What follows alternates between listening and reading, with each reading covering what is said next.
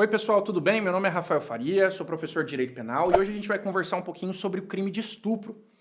Antes de falar especificamente sobre o crime de estupro, a gente precisa lembrar que o crime de estupro está previsto aí entre os crimes contra a dignidade sexual do Código Penal brasileiro, mais especificamente no capítulo 1, que trata dos crimes contra a liberdade sexual. Este termo, pessoal, dignidade sexual, foi alterado no Código Penal, já que anteriormente se falava em crime contra os costumes. E aí, em 2009, o legislador achou por bem realizar essa alteração, já que o Estado nada tem a ver com os costumes sexuais de quem quer que seja. E aí se fala hoje em dignidade sexual e não em crimes contra os costumes. Nos crimes contra a dignidade sexual, nós temos especificamente 7 capítulos. O primeiro trata dos crimes contra a liberdade sexual, e aí se inclui o estupro. O segundo trata dos crimes sexuais contra a vulnerável. O capítulo 3 foi revogado pela Lei 11.106/2005. O capítulo 4 trata de disposições gerais. O capítulo 5 do lenocínio, do tráfico de pessoa para fins de exploração sexual. Capítulo 6 do traje ao pudor público. E o capítulo 7 de disposições gerais. Então há 2 capítulos aí tratando sobre disposições gerais. O objeto do nosso estudo é o crime de estupro, previsto no artigo 213, que estabelece que é crime de estupro constranger alguém, mediante violência ou grave ameaça, a ter conjunção carnal ou a praticar ou permitir que com ele se pratique outro ato libidinoso. A gente destacou aqui os principais elementos desse tipo penal para analisar cada um deles. O primeiro elemento, pessoal, se refere ao núcleo do tipo. O núcleo do tipo é constranger. E esse constrangimento no crime de estupro se dá no sentido de obrigar, de forçar a vítima à prática da conjunção carnal ou do ato libidinoso. Então, constranger aqui significa pra gente obrigar, forçar. E o sujeito ativo obriga, força a vítima à prática sexual através de violência ou grave ameaça. Essa violência, pessoal, de que trata aqui o artigo 213, é a violência própria. Veja que não se fala em violência imprópria, que é aquela violência em que eu reduzo a capacidade de resistência da vítima. Essa violência imprópria pode ser utilizada lá no estupro de vulnerável. Aqui só cabe a violência própria. E a violência própria, é aquela que se dá com a utilização de força física, com a utilização de lesões corporais ou de vias de fato. O agente efetivamente força, se utilizando da sua força física, a vítima a com ele manter conjunção carnal ou a praticar ato libidinoso. A prática do crime também pode se dar através da grave ameaça, pessoal. Essa ameaça não precisa ser, essa grave ameaça tem que ser de mal grave, como o próprio nome já disse, mas não precisa ser de mal injusto. A lei não exige que a ameaça seja de mal injusto. Pode ser de um mal justo, por exemplo.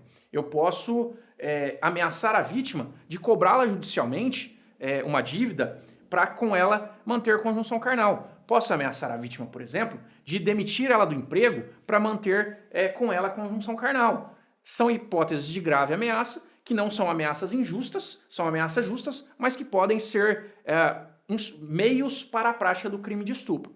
Pessoal, essa grave ameaça, essa violência com o objetivo de constranger a vítima, de obrigar a vítima, deve obrigar a vítima à prática de conjunção carnal ou de outro ato libidinoso.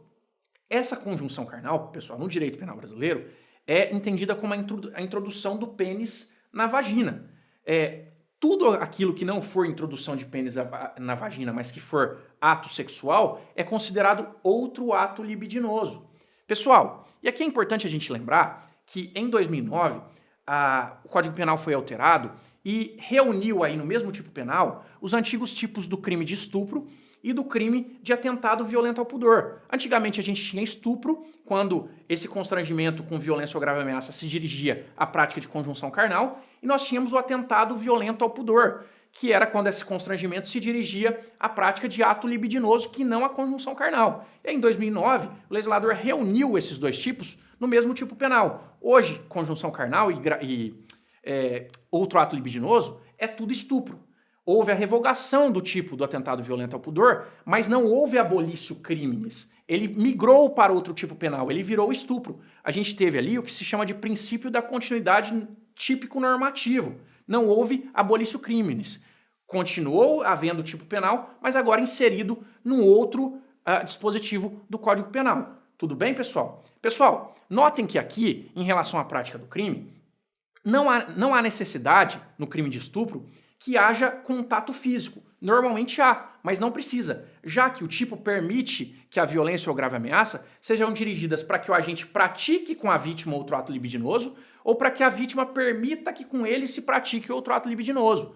O agente pode, por exemplo, constranger a vítima mediante grave ameaça a que ela se masturbe, então somente para ele poder assistir. Então não é necessário contato físico, o contato sexual. O constrangimento pode ser dirigido para que a própria vítima pratique um ato libidinoso, como a masturbação, por exemplo. Pessoal, a gente precisa entender o que é ato libidinoso. A gente disse que é tudo aquilo que não é conjunção carnal.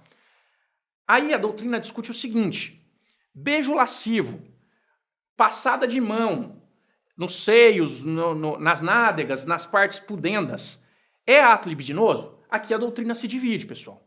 A gente tem que verificar se efetivamente, num primeiro momento, se houve violência ou grave ameaça. Se não houve violência ou grave ameaça, a gente pode estar diante de uma situação de contravenção penal de importunação ofensiva ao pudor, prevista lá no artigo 61 da Lei de Contravenções Penais, ou de perturbação da tranquilidade, previsto no artigo 65 do mesmo dispositivo legal. Isso se não houve grave ameaça ou violência. Todavia, pessoal, se houve grave ameaça ou violência, a gente normalmente estará diante de um tipo penal de estupro. Alguns doutrinadores falam que nós temos que ter certa proporcionalidade na avaliação disso. Por exemplo, passar a mão nas nádegas. Para alguns doutrinadores, é tão somente importunação ofensiva ou perturbação da tranquilidade. Quem tem um posicionamento mais radical nesse sentido é o Damasio, por exemplo, que entende que essa passada de mão é estupro, tentado ou consumado, a depender do caso concreto.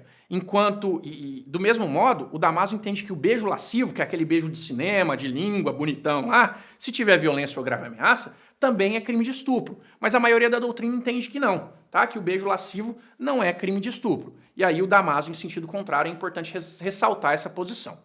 Pessoal, discute-se também se o estupro é tipo misto alternativo ou tipo misto cumulativo. E aí, se o sujeito praticar no mesmo ato conjunção carnal e atentado violento ao pudor, a gente vai estar diante de um crime único ou de um crime praticado em concurso formal. Tipo misto alternativo é esse, que eu tenho vários núcleos do tipo, né? E aí, se eu praticar um ou outro, eu pratico um crime só. E aí a maioria da doutrina é nesse sentido, de que o estupro se trata de um tipo misto alternativo. E se eu praticar no mesmo contexto conjunção carnal e outro ato libidinoso, eu estaria praticando crime único. Há quem entenda que se trata de um tipo misto cumulativo, em que se eu praticar mais de uma conduta prevista, eu teria aí concurso de crimes, tá? Essa é uma posição minoritária. Outra coisa, pessoal, é importante ressaltar que, a despeito dessa posição, os tribunais superiores já admitiram a possibilidade de continuidade delitiva entre os crimes de estupro e de atentado violento ao pudor, quando ele ainda estava em vigor, né? Então, se eu pratico vários estupros e vários atentados violentos ao pudor aí num mesmo período de tempo, no mesmo lugar, mesmas condições, atendendo aos requisitos de crime continuado, era possível reconhecer a continuidade delitiva. Por fim, pessoal, é importante dizer que o crime de estupro, tentado ou consumado, é considerado crime hediondo pela Lei 8072 de 90, a Lei de Crimes Hediondos. E isso gera uma série de consequências àquele que pratica o crime de estupro. O crime é insuscetível de graça, anistia e fiança, o regime inicial é fechado, a progressão de regime é um pouco mais gravosa. Essas são consequências aí atribuídas aos crimes hediondos e que também se aplicam aqui ao crime de estupro, pessoal. É isso aí, obrigado, até a próxima.